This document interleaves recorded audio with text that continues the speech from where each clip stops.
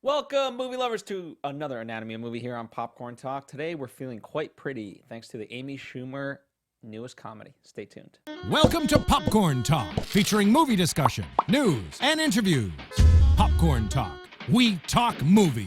And now, here's Popcorn Talk's Anatomy of a Movie. Go, Marisa. Yeah. Go, Marisa. Welcome, ladies and gentlemen, to another Anatomy of Movie. This is our quick review, although technically so was Super Troopers 2 this week. That was the other movie we covered. That was. Regardless, welcome back, fans. We're talking the new Amy Schumer movie. If you're joining us for the very first time, usually we go in depth with movies, talking about all aspects, casting, story, production, and so forth, box office. And then we also do quick reviews for lighter movies such as this. Yes. So we're going to talk about all that stuff, and hopefully, if you guys want to talk more, just leave it in the comments section. A couple of things right off the bat. Number one, understand that it is going to be somewhat spoiler-filled. We have seen the movie. We're going to talk about it from its full perspective. So if you don't want anything spoiled, check back in once you've seen the movie. Number two, you can always follow along. We have a rundown in the description box. It's a PDF. You just click it, you open it up, and you follow along. Simple as that, right? Yep. Allow me to introduce Marisa Serafini. Hello, everyone. Missing in action is Dimitri Panos. He is over at CinemaCon, although I doubt this would be the movie for him. No, this is so not up his alley. And I'm Phil Svitek. That's the administrative stuff out of the way. Let us begin, as we always do, overall impressions. You know what? I was really excited to see this. I like Amy Schumer. We've talked about her other movies, Trainwreck and Snatched. Haha, Snatched. And we've talked about her movies at depth, in length, and so I was excited to watch this one. And I went in. I laughed a lot. I really did laugh a lot. I like the message at the end, despite the backlash that everyone's having on this movie. I don't think it necessarily needs the backlash that it is, but I liked it. It was fun. It had good messages. I liked the characters and just the overall storyline. Granted, this movie is geared towards my demographic, women in her 20s, and just women in general. I went into this movie wanting to like it, and I did. As far as a comedy is concerned, it wasn't as funny as I hoped it would be, but it still had, it had all the things that I would expect, and it had heart overall, ironically. Mm-hmm. Not as much heart as I was expecting to see initially, and so I appreciate that side of it, and I'm not the target demographic, but nonetheless, I enjoyed it overall, I would say. I was not displeased. There you go. We have Juliet in the booth, who also saw it. Juliet, what did you think of this movie? Did it make you feel pretty? It made me feel really pretty, for sure. I thought it was really good, but Phil, I actually saw it with you, and you were laughing the whole time. Not only did you see it once, you saw it twice. Aha! And I went the second time with you, so you knew all the jokes, you knew the premise, you knew everything, but you're still laughing as if it was the first time. You So saw this you're twice. you're undermining how much you enjoyed this. Okay, I feel like it's for some odd reason I have to defend myself. I Calm saw down, an I love advanced screening of it like 3-4 weeks ago, and then I had to get refreshed, so I saw it again. Okay. So, but here's the thing, and I say that not because I don't mind having seen it. I hold nothing against it, and I did enjoy it enough. But no offense, this would not be a movie I would normally see twice in the theater. So, But nevertheless, you did see it twice. I did see it twice, so I can say that with confidence. Overall, I enjoyed it as far as certainly Michelle Williams is seen in a different light. And I just appreciated the love story. It wasn't your typical love story. Mm-hmm. So when you look at that aspect, it was something different. Well, typical as in boy meets girl or girl meets boy and boy gets girl at the end. I think it followed the beats of a normal love story that you see in comedic movies. And I like the relationships between the coworkers and then the love relationship in it. And I think this movie did a great balance of both. Well, let's start with the love story, because what's interesting about it is there's not an initial attraction. You know, it just kind of it's happenstance as far as her. She's just never been hit on, and so she kind of likes that feeling, so she goes for it. Whereas him, what's nice is he gets to know her, and this might not be like on the surface the woman of his dreams, but as he gets to know her, and more so as her confidence within herself builds, he sees that, and that's what he's attracted to first and foremost. And so in that sense, it's a very different message. Yeah, and I liked how there was that slow buildup because of their meet cute, so to speak, but also just that slow progression of how he slowly fell in love with her, just the person that she is, and he wasn't really about beauty. It was more the person within her, and just like he loved her for who she was, and like I liked that message. Yeah, and one of the genius things about this movie. Oh my god! So sorry. I had to punctuate my thoughts, right?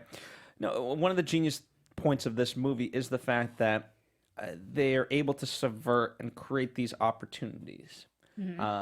Just down to even like the catcalling, but it's not really catcalling. She just mistakes it, and you know, the big turnaround scene as far as their relationship was concerned to me was the bikini contest or whatever you want to call it, and the fact that at first he's like, oh god, she's going to be heckled to no end, and yet that gets flipped on its head, and even though she doesn't win, the fact that she's so excited and she's like, I don't care. Right, and I like that moment. I think the scene lasted maybe a minute too long, but it didn't bother me because it was so much fun to watch, and it was, yes, it was over the top ridiculous that you had to laugh, but also that she was having so much fun, and even when she lost, she didn't care because she had that self-confidence. Like, no, you can tell that she enjoyed her time being on stage, and she slowly changed the mind of everyone who was watching her. They seemed like they genuinely enjoyed her. Absolutely. And I just think what it spoke to most, I think even beyond just anything, is just A, having honesty with yourself, and B, I think it's confidence and honesty. Because certainly as far as the friends were concerned, that's what she needed to be towards them. And I don't think in the middle of the movie when they're having their tiff and she's kind of saying the wrong things, I think that's cockiness and not honesty. Right. I don't want to confuse the two. Right, towards her friends. Yes. I did like the message of the friends as well, saying, you know, we didn't love you because, you know, you weren't pretty. It was just like we liked who you were just because of your friends and personalities. And it reminded me of another movie that we both enjoy, Phil, was The Duff. The Duff had some of the same themes of, you know, Duff standing designated ugly fat friend. Terrible, you know, name for that. But there was also a moment in that movie where she had a tiff with her friends because she thought that she wasn't pretty enough. And when the friends came around at the end, it's like, no, we were never friends with you because of your looks. It's because of who you are as a person. So it's still that same message of we like you and we hang out with you for your personality, not because of your looks. Yeah, and the interesting dichotomy was, of course, you have Lily LeClaire, which is all about, it's a beauty brand. And so you have to have a sort of beauty, and you know what I appreciate there too is that on the surface, some of the people were kind of stuck up, or you could say not, or argue not as intelligent, and yet whether it was Michelle Williams' character or even Emily Ratajkowski, they wanted a connection. They just the same way that Renee, Amy's character, was judged on a surface level, they too were judged on a surface level of like, okay, great, you're hot, but you're dumb. Yeah, and I think that's also a terrible misconception as well, because they are also people. They have feelings, they have emotions, and they have opinions about things. And it was kind of sad that they weren't allowed the time to express their opinions or in the way that they wanted to. But slowly they got there, and then I liked how they even were flawed and they had their insecurities too. And it's not just because of who you look. All these women showed their insecurities throughout the film, and I like that. Everyone's insecure on some level. Absolutely. And I think as far as Lily Claire, I appreciate the message that they were trying to teach as far as like big brands, luxury brands versus just a Target brand. Target brand. Hey, I love Target. Target's great and affordable. How did you relate to that message as far as not having makeup brushes? Like that sort of went over my head, but I understood the sentiment, just the details. I understood the sentiment, but also I like Target because I like Target. You know, I don't actually, me as a woman, I don't actively look at the high-end brands of makeup and cosmetics. I'm not that person. Some other women do. But I never really associated myself with Target being the lower level cosmetic line. I was like, hey, I go to Target because they have the stuff that I actually need. And I think that was kind of like sad realization. I was like, do all high-end cosmetics think of Target as like the lowbrow of society? That's really sad. Unfortunately, I would say yes. Ah, man. I'm like, well, just because it's cheap. I mean, think about it. Like, it's not cheap, it's affordable. Like, I mean, I get it. And that crosses the line as well. But I think that was a sad realization. I was like, wow, people who, and Target, like, caters to basically all of the world. So it just shows that this high-end, quote-unquote, cosmetic line really thinks, you know, down on the normal society, which is sad. What I thought was really interesting is that it just showed that it's all about marketing. These high-end companies versus a product that's a Target versus at a high-end boutique, the product is the same. It's just that they spend more money on marketing it and on packaging. And I thought it was a good mirroring what's happening in this movie, right? It's all about perception. At her core, Renee's the same person. She just forgets. You know what I mean? Yeah, I mean, I could see that. My counter argument, just to be devil's advocate, would be like the beauty products I understand, but let's say like a dress that was made on an assembly line versus, you know, Daniel Day-Lewis from Phantom Thread. I would say that Daniel Day-Lewis's from Phantom Thread dress, custom made, obviously holds a higher price because of the work involved. But very true, again, neither here nor there. But then again, there's meetings, just fashion houses have these meetings where they're going to decide whether a garment's going to be a certain price or cheaper. It all comes to how they're selling it, because it'll be the exact same product. It just depends if they're selling it at a mass, they're going to have the same income as if they sell it to a smaller boutique for a higher price. Does that make sense? Mm-hmm. Yes. So it's all marketing. It's all perception. It's marketing and promotion, but also we did get the mentality of the people because they were catering and marketing to the quote-unquote normal society that is Target. And there was a level of condescension with them. And that was the sad part that you did watch, but it was ultimately they were just trying to cater to everybody so they can sell more stuff. And, you know, I thought as far as Michelle Williams' character, what I appreciate, she understood her limitations, and I don't think she wanted to be condescending in a sort of way, but having grown up as Avery LeClaire, as the grandmother so rudely points out, her upbringing doesn't lend herself to that. No. And I did like Avery. Michelle Williams is genius, and we've talked about her on several anatomies, like how much we love her and how talented she is. She was the biggest surprise for me in this film, because when I first saw her name credits, I was like, oh, she's in this film. And then her high-pitched, airy voice, which I loved because I have an annoying voice. I can speak to that. But also that was part of her insecurity, which made her, she's not as perfect as she wants the society to believe her too. And like I liked her. She was relatable, and also, when she hired Renee, you can tell it wasn't because of looks, it was because of talent and personality. And therefore, Avery, her character, was also likable because she liked the masses. Mm-hmm. Yeah, the initial interview between them, part of me, like if I heard that for the first time and I was in Avery's seat, I'd be like, how much of this is actual BS versus... Because it was really well done. Like, of course I could be a model, but I just want to be here. Yeah.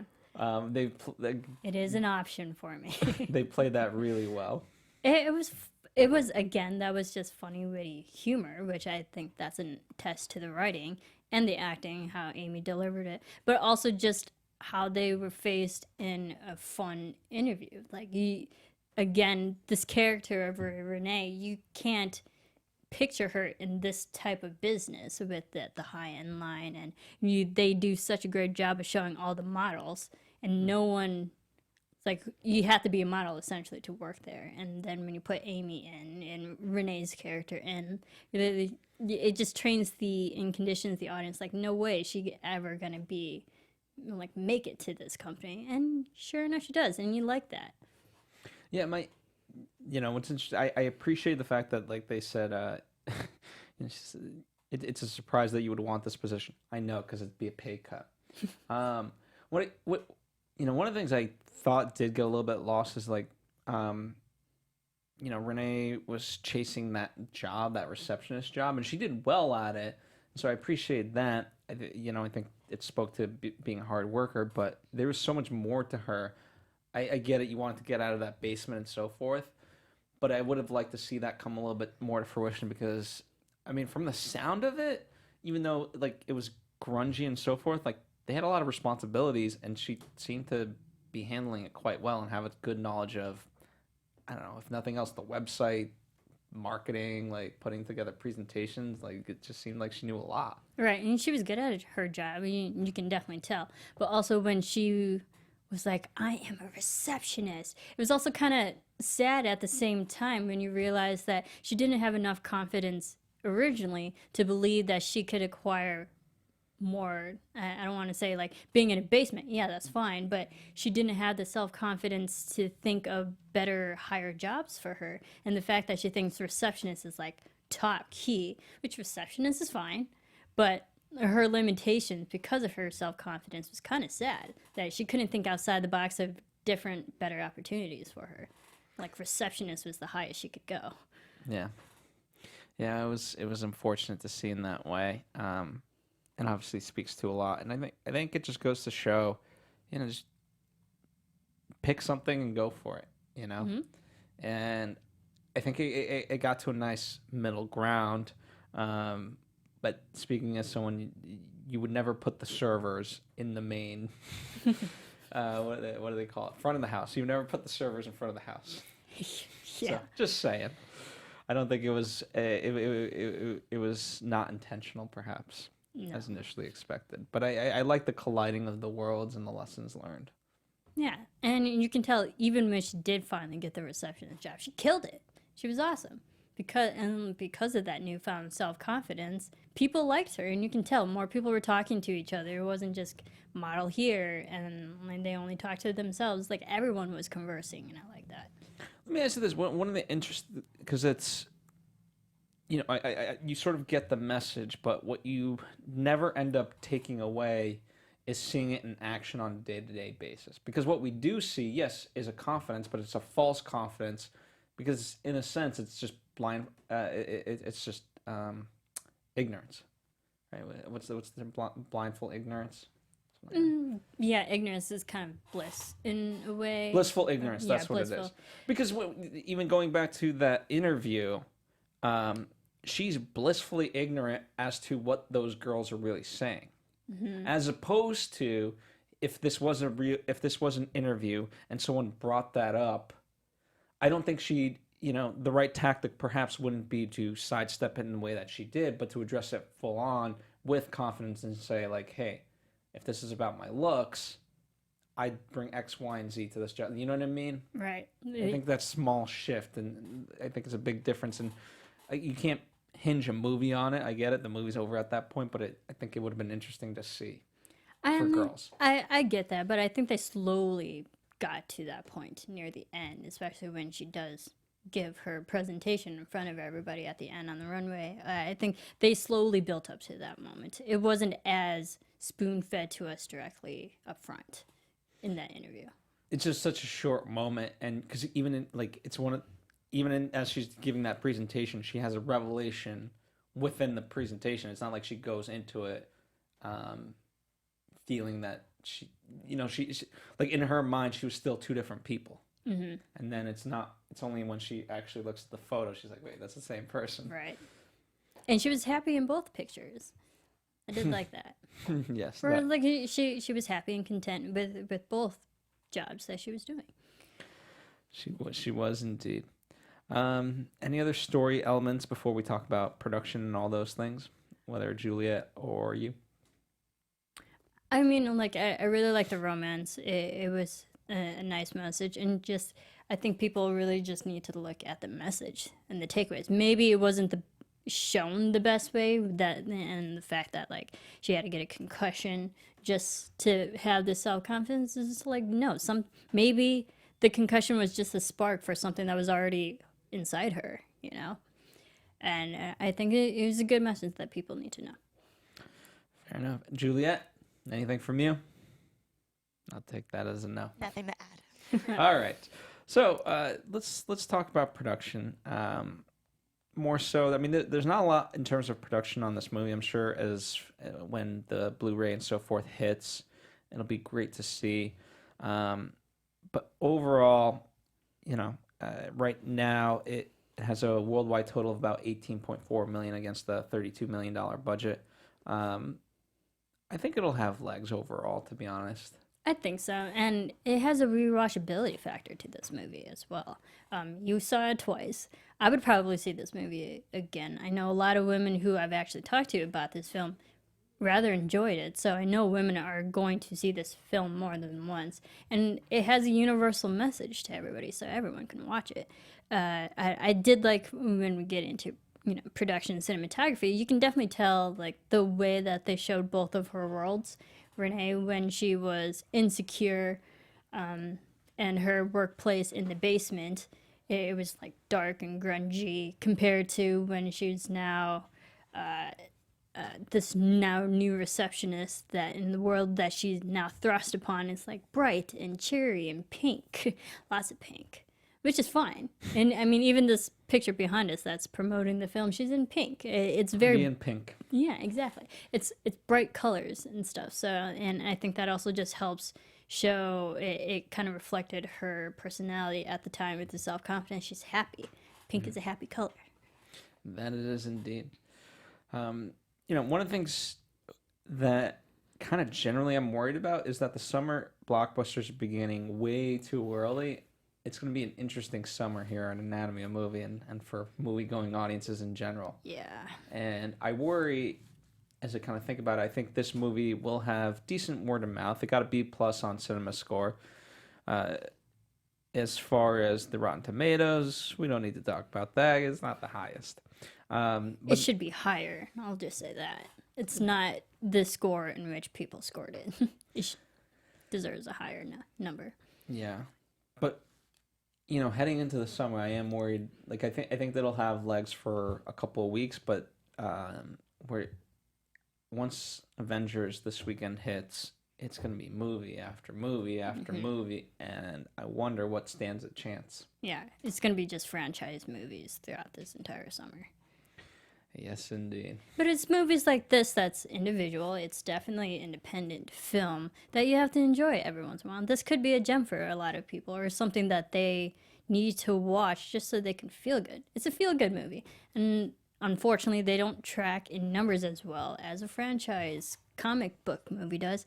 But it might hit more to the women or the men who watch this. Well,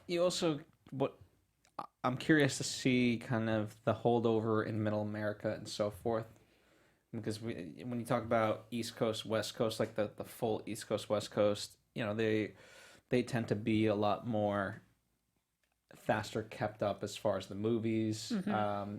Certainly they're all about the franchise movies, but then you look at Middle America, and I think this is a movie that can play well there and continue for a number of weeks and so forth. So I hope that does actually happen. Yeah, and I think Amy Schumer caters to a lot of demographics as well, because she is in comedy. She is a stand-up comedian. Like she caters to a wide number of people who could watch this. Yeah. All right. Well, that's our quick review of I Feel Pretty. Unless you have any final thoughts. I like this film. I would definitely watch it again because it is a fun movie. Now you're going to have the Amy Schumer trilogy of movies. Yeah. Trainwreck, Snatched, and I Feel Pretty. Yes. Kudos to her. I do think I do enjoy her seeing her in movies, and so I hope it continues in other facets as well. Yeah, and I like her, and she's actually a good actress because there were moments her character like got emotional and real, and you believed it. So she, not on top of being funny, she can also be on the flip side of being dramatic. So good for her. She's got a lot going for her. She does indeed. All right. Well, thank you guys as always. We've got a lot in the archive, so definitely check that out. We've in fact done quite a number of these Amy Schumer movies. She's also been in other movies besides as kind of cameos and so forth. So check all those out. Yes. Also, if you love comedy in general, we've covered a lot of good comedy this year so far. We literally just did Super Troopers 2. Game Night, Blockers come to mind, and then of course all the ones in the past. But hey, if you like drama, we've got that too. You like horror, we've got that. So a little bit of something for everybody. Yep. And speaking of which, next week we will solely focus on Avengers Infinity War. That will be the event of events, won't it? And as I mentioned, lots of blockbusters coming down the pipeline. We will be covering them here on Anatomy of a Movie, and of course we will try to give as much love to other movies that are non-franchise movies as well. So continue to check out those. At Serafini TV for Marisa. That's right. I'm at Phil Svitek. Thank you guys. At Bonjour Juliet for Juliet in the booth. We'll see you next time for Infinity Wars. From producers Maria Menounos, Kevin Undergaro, Phil Svitek, and the entire Popcorn Talk Network, we would like to thank you for tuning in. For questions or comments, be sure to visit popcorntalk.com. I'm Sir Richard Wentworth, and this has been a presentation of the Popcorn Talk Network.